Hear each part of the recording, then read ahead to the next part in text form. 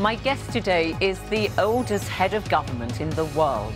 Malaysia's Prime Minister Mahathir Mohamad came back to office in May after a shock election victory against his own former ruling coalition. The country has been mired in allegations of corruption swirling around the previous government, which has dented confidence at home and abroad. First time round, Mahathir was Prime Minister for more than 20 consecutive years until 2003. Can he leave his own checkered past behind him and lead Malaysia to a brighter future? Extraordinary return to power in May for you after 15 years of retirement. What made you want to return to government? People came to me frequently, groups of people, asking me to please do something about the government which they found not the kind of usual government. It's very oppressive. Is very corrupt. So you've got these big corruption case against the former Prime Minister, Najib Razak, in connection with 1MDB, which is the State Sovereign Fund. $680 million missing. He says he was given that by the Saudi royal family and that he's done nothing wrong. And when there was a case against him when he was Prime Minister, he was cleared of all charges. You seem to think he's already guilty. Well, that's his excuse, that he got it free from Saudi. But nobody ever gives that amount of money to anybody. How do you know? In the history of the world. How do you know? Well, I have never read of anybody getting that kind of money. Have you asked the Saudis whether they did or not? Well, the Saudis, if they have given him money when it moves, leaves a trail behind. There are documents. Show the documents that the money was in their bank, and then the bank sent the money over.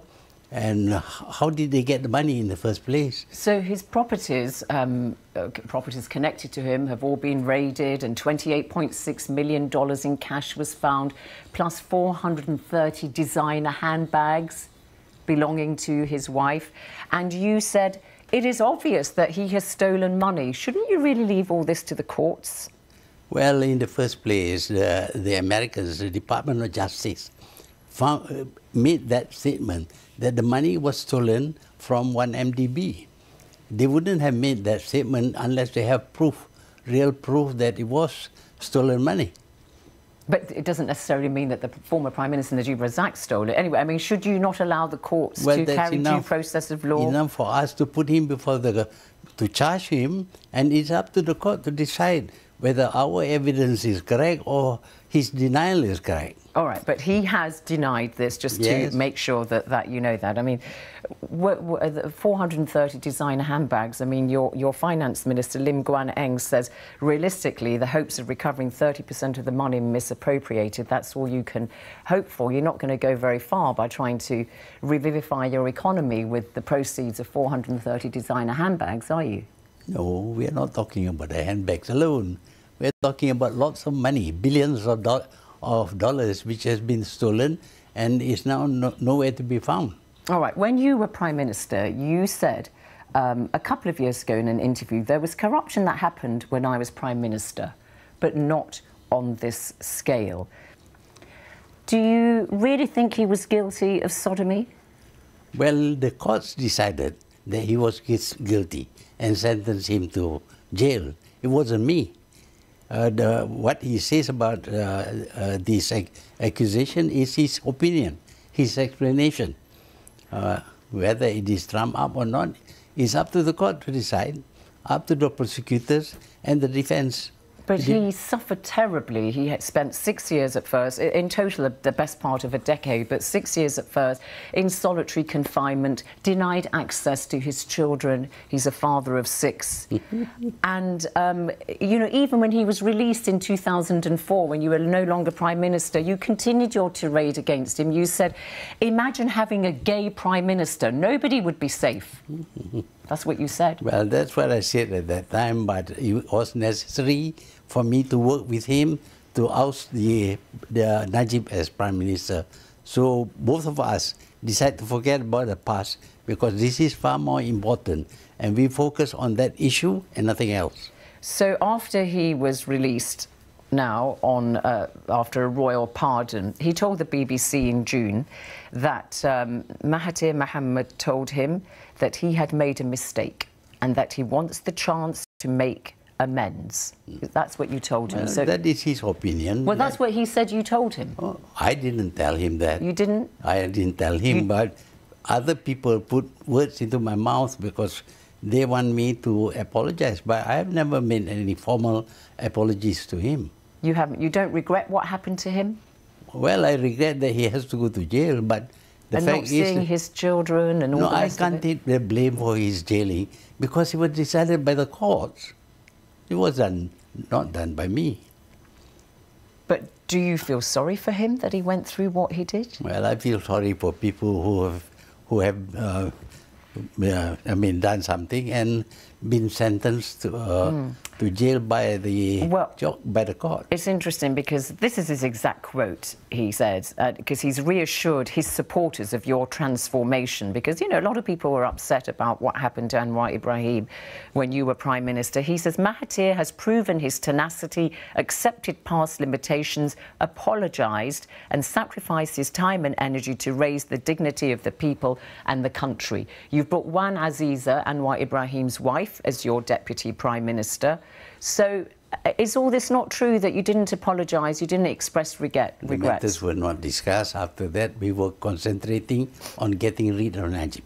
All right. So he says he's also raised with you the fact that you have brought back some of the old guard into your government. And he has said, look, I'm concerned about this, and that you said to him, I need these people because I need them to carry out the reforms that we want to. If he joins the government and becomes the Prime Minister, that will be an old guard also, because he was with me as Deputy Prime Minister for a very long time. So if I cannot bring back people who have served me, then I think I will have to rely on people with no experience. And these people who join me, they have the same opinion about Najib's government. So they want to join together, form a coalition, and contest against Najib. So, all right, you're bringing back some of these old faces, as I said. Muhyiddin Yassin, the Home Minister. Your son, Mukhris, is the Chief Minister of a State. And Daim Zainuddin is head of the Council of Eminent Persons, your advisors. Mm-hmm. So these are some of the old faces from your old government. And when you were in power until 2003, the criticisms are that you launched vigorous attacks on the judiciary. You used internal security acts to repress dissent and to go against, you know, people who opposed you. Yeah. So, I mean, should we be nervous? No.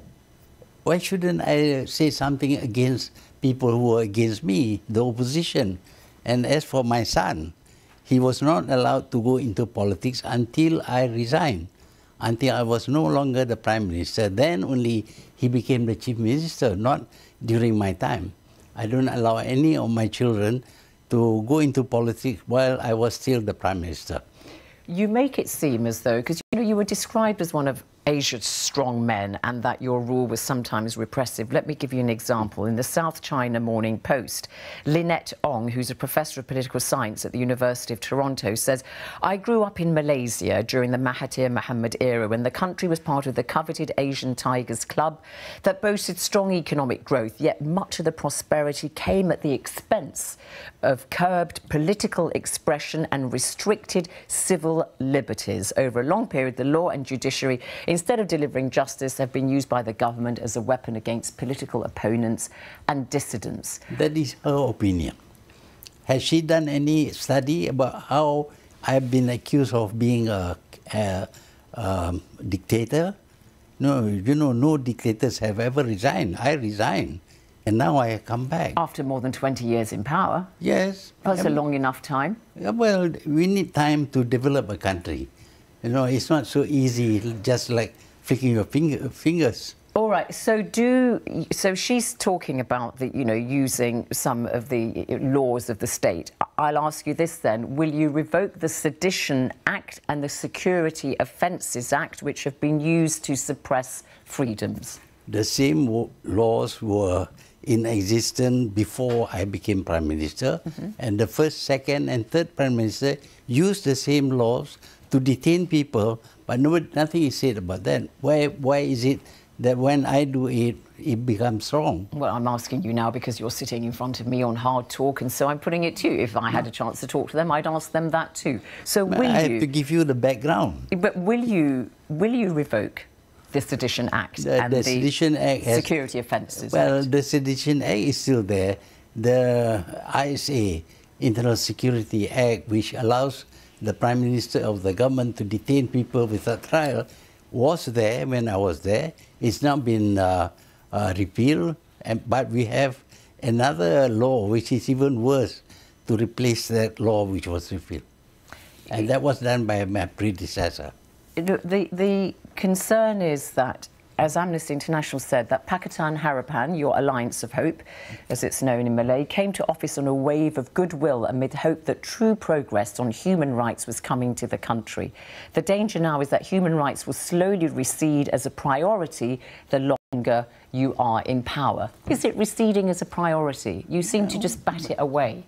You know, journalists write things about what they heard other journalists write. They don't do any investigation. We have abolished the ISA, but the previous government has enacted a worse law, which allows him to detain people even without declaring a state of emergency. So these are the true facts. Before journalists write, they invariably read about...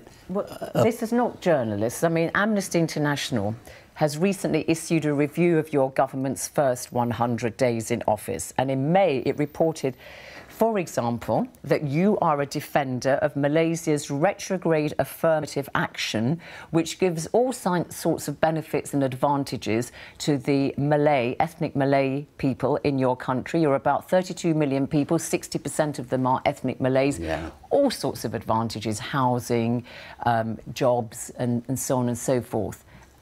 Why won't you stop this affirmative action? Why should I stop? The thing is, we are trying to correct the disparity in wealth between the Malays and the others.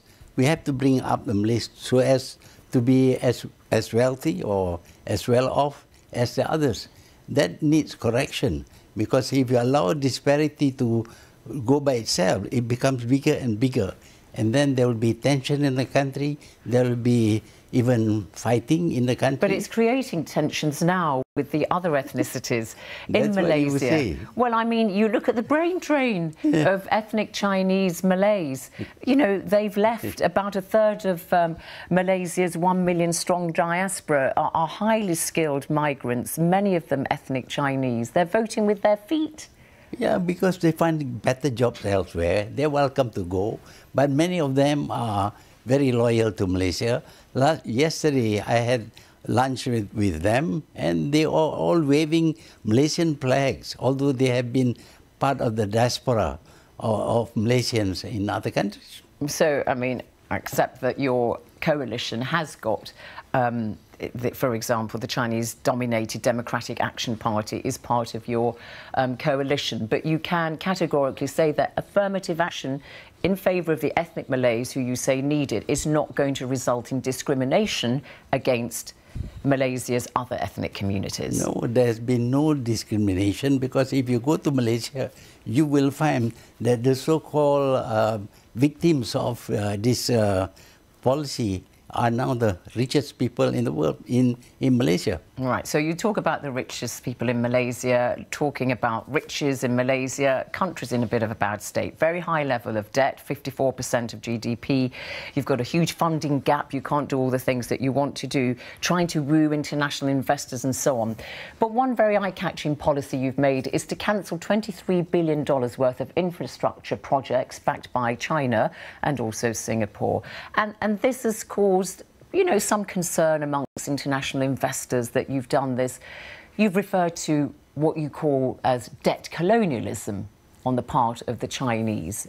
Are you worried about the Chinese being a colonial? I didn't accuse the Chinese. I merely said that there are other forms of colonialism, and one of them was neo-colonialism, which was coined by President Sukarno. That's what I said. I didn't accuse the Chinese. Sukarno of Indonesia. So, yeah, former. Are you worried about the Chinese, though, when you say a new form of colonialism? Is that who you're pointing the finger at? They're still coming. They still want to invest in Malaysia. They've seen me. Many of them have seen me, even recently. And they don't seem to be in any way angry with me because of what I said regarding colonialism. But do you see them as bringing about a new form of colonialism with their one belt, one road infrastructure projects around Asia? Not at all. One belt, one road is okay. But you see, some people sell land, big pieces of land to the Chinese, where they... And the Israeli press, for instance, has described you as a proud anti-Semite. Would you accept that you are an anti-Semite? There are many races in this world. I've said nasty things about them. They never accused me of being anti-this and anti-that. But the Israelis are special. You cannot even mention that in the Holocaust, it's not 6 million, but 4 million who were victims of the Holocaust. That is anti-Semitic. Well, all right, well, let me tell you about what you said at a conference in 2010, according to reports in the British press. This is what you said about the Jews. Even after their massacre by the Nazis, Jews survived to be a source of even greater problems to the world. In 1970, in your book, The Malay Dilemma, you said the Jews are not merely hook-nosed, but understand money instinctively.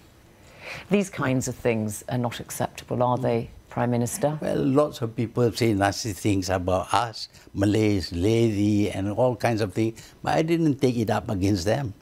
That is an opinion, and I gave my opinion of things. Do you stand by those sorts of opinions? Well, if you are going to be truthful, the problem in the Middle East began with the creation of the State of Israel. That is the whole truth. But I cannot say that. Why is it that you cannot... But why say hook-nosed and good with money? It's not necessary, they is are it? hook-nosed. Right. Well, I'm sure that many people would really find that very offensive. Many people call the Malays fat-nosed. We did not object. We didn't go to war for that. Right.